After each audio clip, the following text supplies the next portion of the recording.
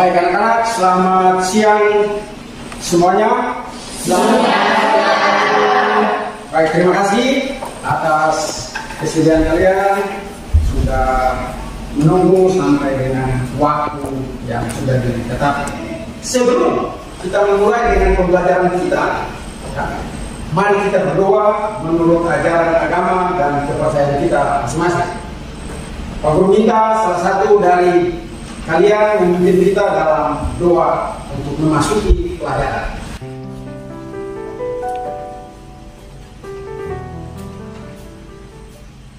Terima kasih atas waktu yang diberikan kepada saya. Dalam kesempatan ini saya akan membawakan doa secara agama. Saya itu agama Katolik. Di agama lain dapat menyesuaikan. Mari teman-teman setelah berdiri akan masuk ke pembelajaran. Mari kita bersama. Amin. Ya Tuhan, terima kasih banyak Engkau telah menjaga kami dari malam hingga pagi hari ini. Sebentar lagi kami akan masuk ke aktivitas pembelajaran. Kiranya Engkau menyertai kami, menjaga kami, melindungi kami dalam aktivitas pembelajaran nanti. Ya Tuhan, hanya doa surat ini yang hamba panjatkan melalui Putra-Mu yang berkuasa, kini dan sepanjang masa. Amin. Dalam Bapa, dan Putra dan Roh Kudus. Amin. Oke, kita menyanyi lagu dengan judul Bersabang Sama Roh.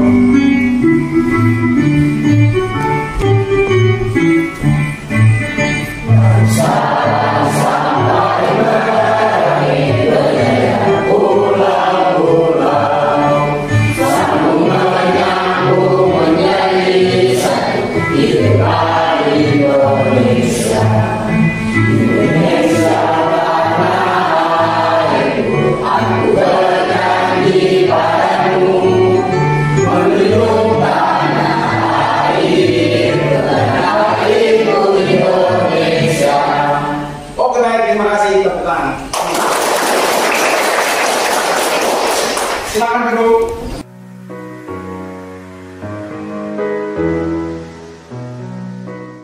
Pada hari ini kita akan belajar tentang siklus hidrologi. Mari kita mengenal lebih jauh tentang bagaimana air bergerak di bumi kita. Inilah siklus hidrologi. Nah, peredaran air di bumi ini terjadi secara alami. Dia terjadi dengan sendirinya. Air ini dia sangat bermanfaat bagi kebutuhan hidup manusia. Ada 3 jenis kebutuhan hidup manusia. Yang pertama, mandi. Yang kedua, cuci. Yang ketiga, kakus. Maka 3 kebutuhan dasar ini tidak bisa dipungkiri. Setiap manusia memerlukan atau membutuhkan air untuk kebutuhan ini. Pak Guru mau tanya, apakah dari kalian tidak membutuhkan air untuk 3 kebutuhan ini? Adakah yang tidak mandi? Adakah yang tidak minum?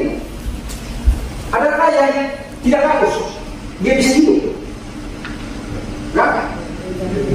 Menurut kalian bisa tahan? Ya bisa. Kalian bisa tahan mandi? Kalian bisa tahan minum? Ya. Kalian bisa tahan haus? Ya. Maka kebutuhan-kebutuhan itu semua memerlukan air.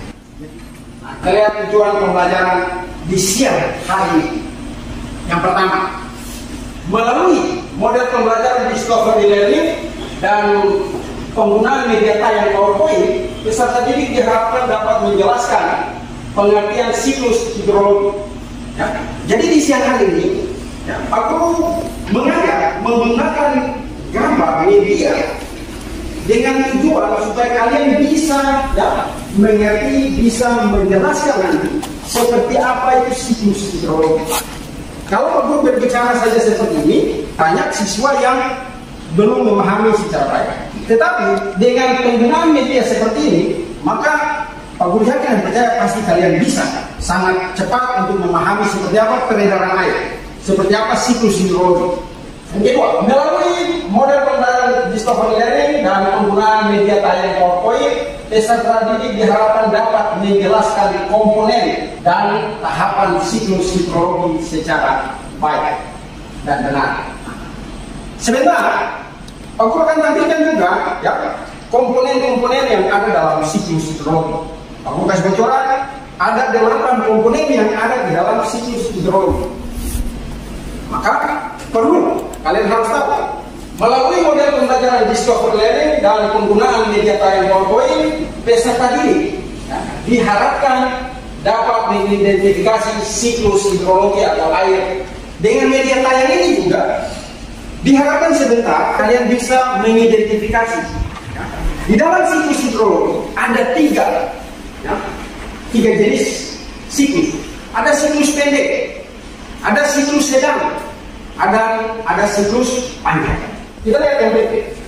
Sebelum itu, kita harus tahu dulu apa itu siklus hidrologi. Ini sengaja Pak Guru buat untuk menambah minat kalian menggunakan bahasa daerah, bahasa lokal, dan menamiki pemilihan arti daripada definisi siklus hidrologi. Gerakan air, udara, yang kemudian ke permukaan tanah sebagai hujan atau bentuk precipitasi lain dan akhirnya kembali lagi ke laut. Itu arti daripada siklus hidrologi. Nah, kita akan lihat komponen bagian-bagian daripada siklus hidrologi yang tadi Pak Guru bilang ada 8. Nanti kita lihat lanjut deh. Satu komponen yang ada dalam siklus hidrologi adalah evaporasi. Evaporasi adalah sebuah proses penguapan yang berasal dari air permukaan. Air permukaan itu air laut, air sungai, air danau, air selokan, air got, air yang ada di ember, air yang sedang dimasak. Itu adalah air permukaan. Komponen yang kedua adalah transpirasi. Transpirasi itu adalah sebuah proses penguapan yang berasal dari tumbuhan. Pernah lihat daun keladi?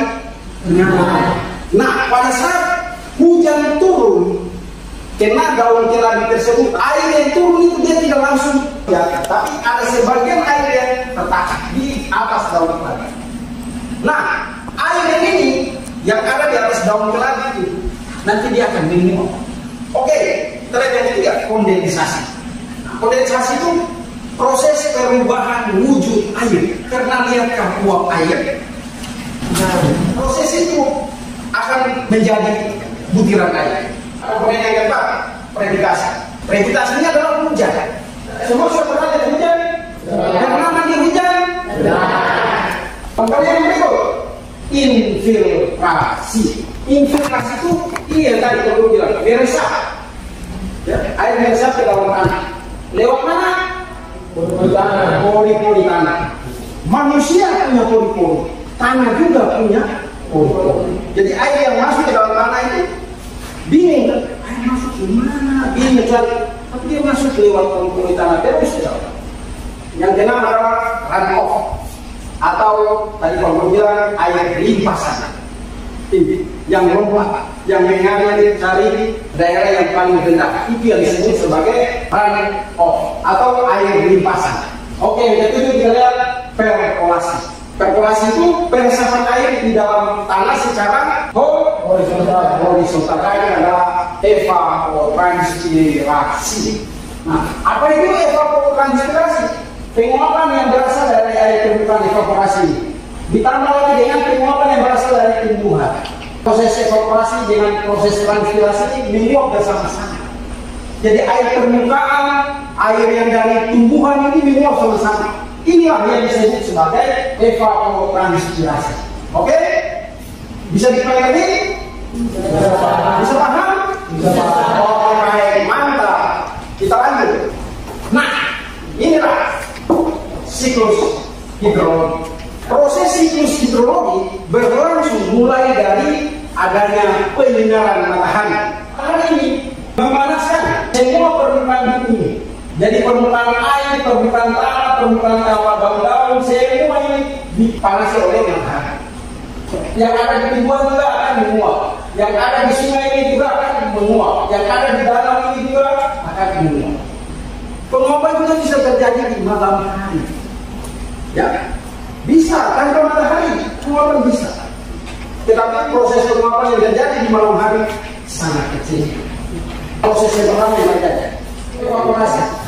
Proses penguapan yang berasal dari air permukaan ini. Air permukaan ini laut, sungai, kemudian danau, got dan sebagainya.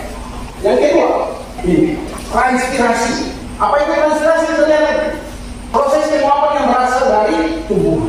Kalau proses dan transpirasi akan menguap, dan ini akan menguap naik, dan ini akan menguap naik. Kemana? Nanti akan ke sini. Mereka akan melanjutkan prosesnya. Nah, proses yang kedua ada di sini. Ya, disebut sebagai proses kondensasi. Kita lihat. Apa itu proses kondensasi? Prosesnya perubahan wujud air menjadi butiran air. Proses yang ketiga adalah previtasi. Proses turunnya air dari atmosfer ke bumi, atau bahasa sederhana dibilang hujan. Proses hujan itu adalah proses jatuhnya air dari atmosfer ke permukaan tanah. Kalau hujan turun ke permukaan tanah, dia akan membasahi semua yang ada di permukaan tanah. Setelah proses previtasi, dia masuk pada proses ini. Jadi hujan ini turun ke permukaan tanah, ada sebagian air yang masuk terus melalui pori di tanah ini terus. Ada sebagian air juga yang tampias, dia mengalir mencari daerah yang paling rendah. Terjadilah proses infiltrasi, proses peresapan air ke dalam tanah melalui pori-pori tanah secara vertikal. Kemudian ada proses running off. Proses running off itu adalah proses air mengalir mencari daerah yang paling rendah atau tempat yang paling rendah. Proses yang kelima adalah proses perkolasi. Nah, ini dia tanda-tandanya. Proses peresapan air secara dari kiri ke kanan ke sana. Jadi air yang turun dari sini turun, dia tidak turun juga sendiri, tapi dia akan meresap ke kiri, akan meresap ke kanan. Nah, yang meresap ini terus sampai ke laut. Ada tahapan satu lagi yang namanya evapotranspirasi. Penguapan yang berasal dari air permukaan dan penguapan yang berasal dari tumbuhan terjadi secara bersama-sama. Jadi yang dari air permukaan menguap, yang dari tumbuhan menguap.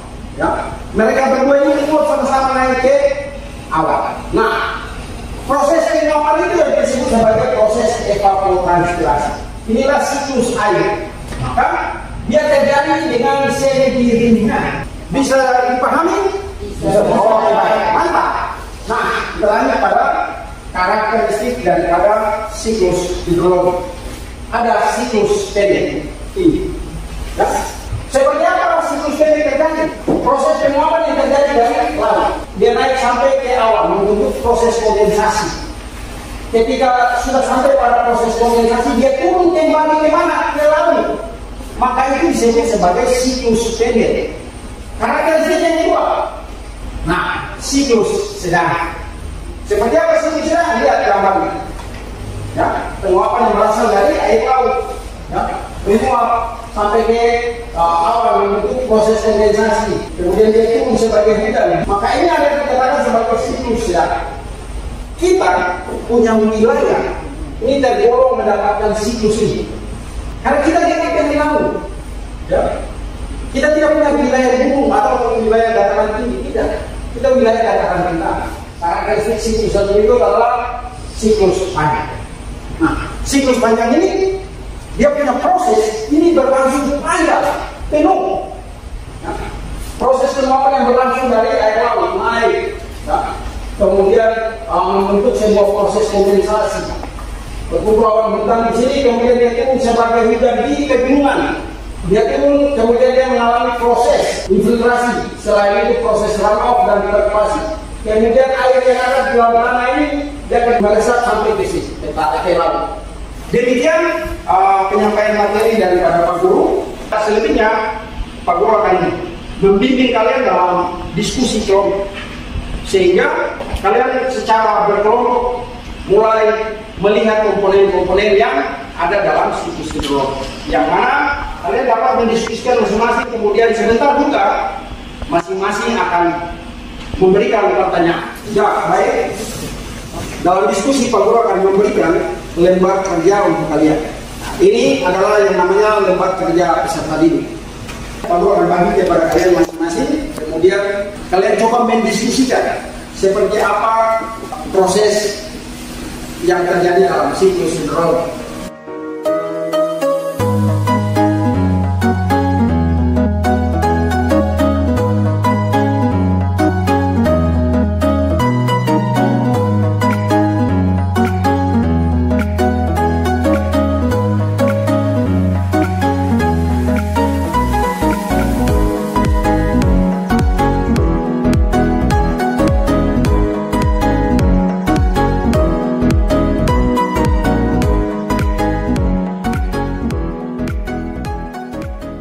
Sekarang kita masuk pada sesi tanya jawab. Diharapkan kelompok yang bertanya suara jelas supaya bisa didengar oleh teman-teman. Kemudian kelompok yang dituju juga mencatat pertanyaan apa supaya jangan lupa. Bagaimana, semua sudah? Ya, kelompok 1. Silakan yang ditunjuk sebagai ketua kelompok. Saya dari perwakilan kelompok 1 ingin bertanya kepada kelompok 2. Apa yang dimaksud dengan siklus sedang? Kelompok 1 bertanya kepada kelompok 2. Pertanyaan adalah apa yang dimaksud dengan siklus sedang. Berikutnya kelompok 4. Silakan.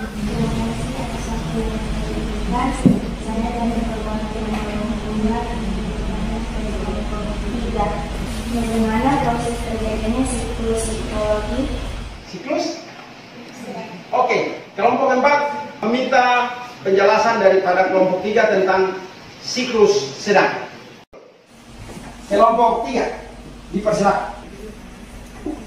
Perwakilan dari kelompok 3 ingin memberikan pertanyaan ke kelompok 1. Oke, silakan. Apa potensi air di muka bumi? Berikut kelompok 2. Waktu dan tempat dipersilakan. Kami dari kelompok 2 ingin pertanyaan ke kelompok 4. Oke, silakan. Deskripsilah manfaat air bagi kebutuhan manusia. Nah, setiap kelompok mulai mempersiapkan jawabannya cepat-cepat supaya tetap langsung kita masuk pada tahapan presentasi.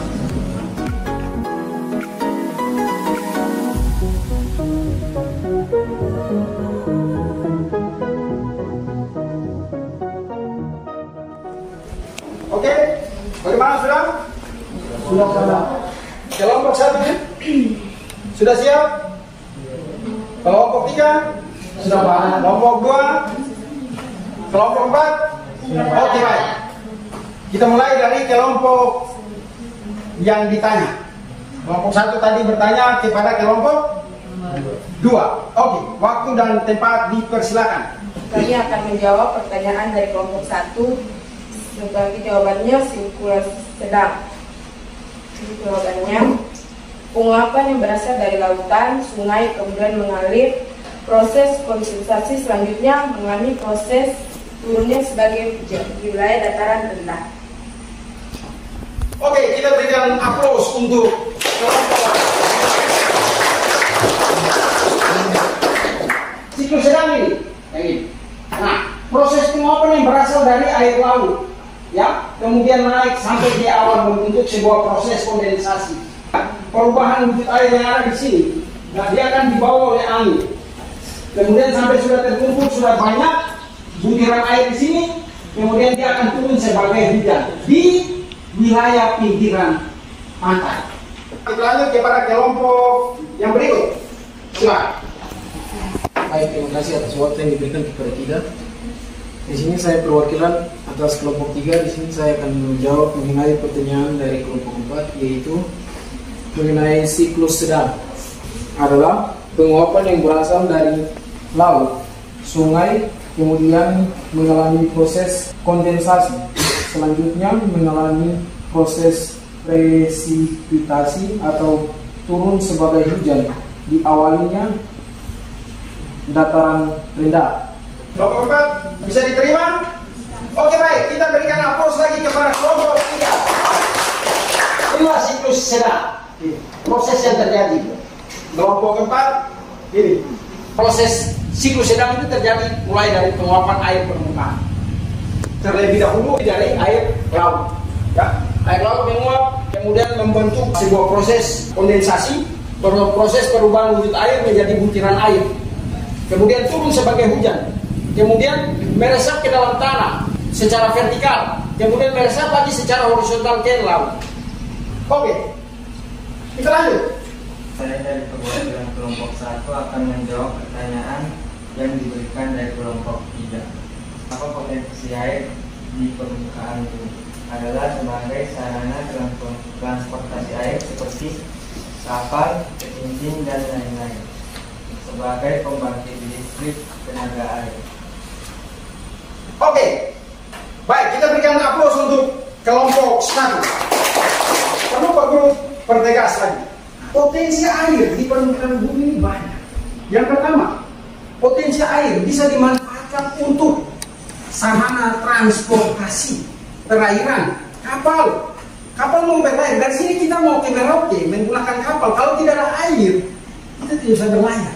Kalian yang pulang ke kampung menggunakan perahu ketinting, ya, kalau tanpa air, kalian tidak bisa pulang ke kampung. Selain itu, ada lagi potensi yang lain untuk pertanian.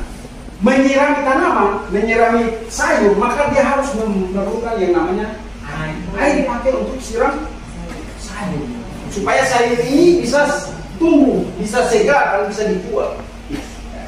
Selain itu, air juga punya potensi untuk apa? Untuk listrik. Nah, pembangkit listrik tenaga air. Selanjutnya kita ke kelompok 4. Oke, waktu dan tempat dipersilakan. Saya dari perwakilan kelompok 4 ingin menjawab pertanyaan dari kelompok 2. Adapun pertanyaannya itu deskripsikanlah manfaat air bagi kebutuhan manusia. Manfaat air bagi kebutuhan manusia adalah untuk MPK, yaitu mandi, cuci, hapus. Baik, itu saja. Oke, baik, kita berikan aplaus untuk kelompok. Nah, apa yang disampaikan oleh kelompok 4? Betul, ya. Manfaat air bagi kebutuhan hidup manusia. Ketiga, ya. Mandi, cuci, kakus. 1 hari tidak mandi, mungkin masih bisa tahan. 2 hari sudah, lain-lain badan sudah. Ya toh, 3 hari orang sudah mulai cium-cium air kayaknya. 4 hari dari jauh sudah cium aroma. Maka harus perlu yang namanya mandi. Kemudian cuci. Tidak mungkin habis pakai buang, nanti beli baru. Tidak mungkin. Maka pakaian yang kalian gunakan, yang kita gunakan ini perlu dicuci kembali supaya kembali bersih, kembali segar. Kalau baju yang tidak dicuci selama 1 minggu, wah, dari jauh-jauh kita sudah mulai menghindar. Dan yang terakhir adalah kakus. Tidak mungkin manusia bisa tahan mau ke kamar kecil. Tahan terus selama 1 minggu. Wah, luar biasa. Bisa meledak. Jadi demikian daripada hasil diskusi kelompok kalian.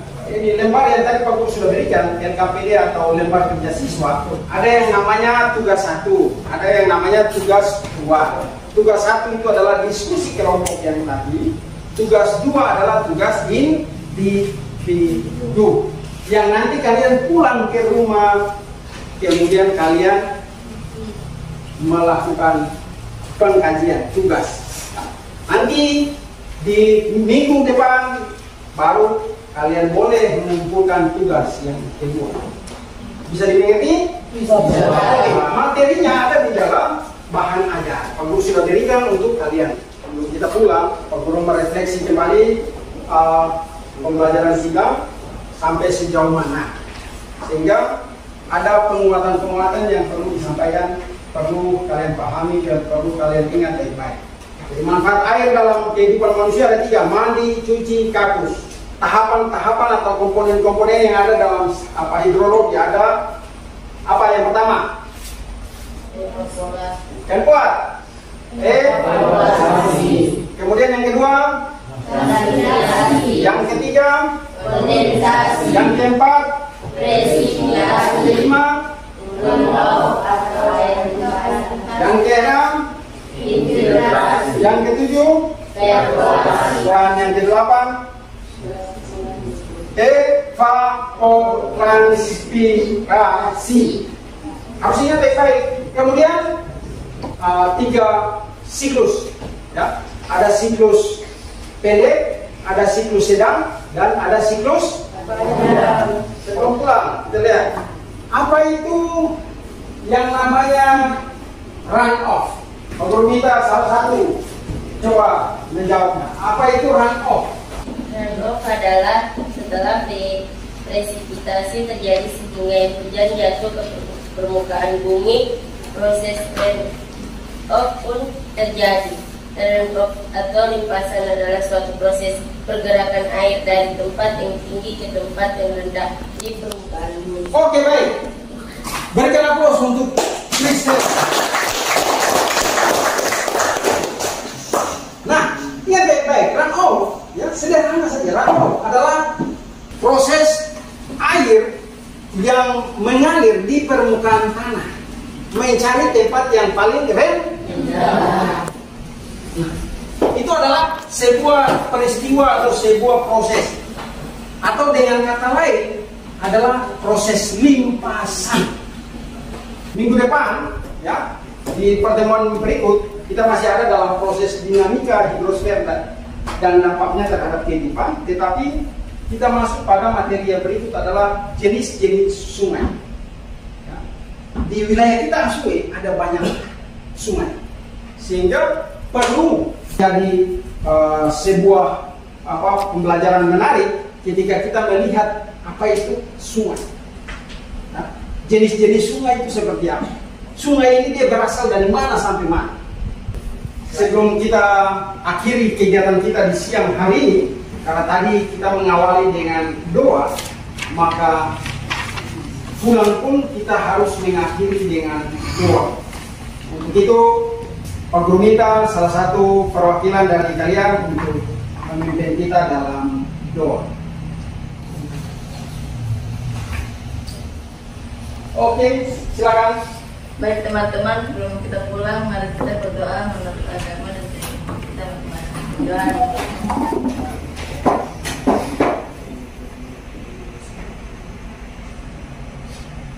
Amin.